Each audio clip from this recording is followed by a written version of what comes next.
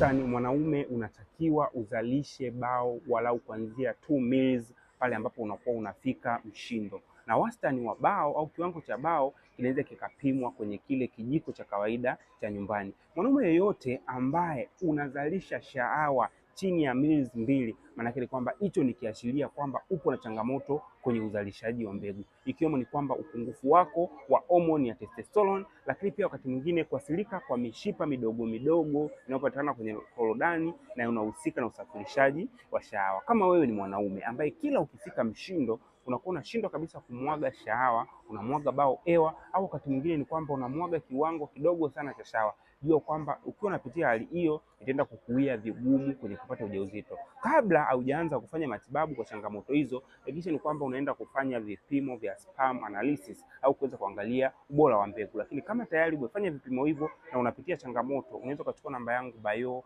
moja kwa moja kwa msaada wa kimatibabu.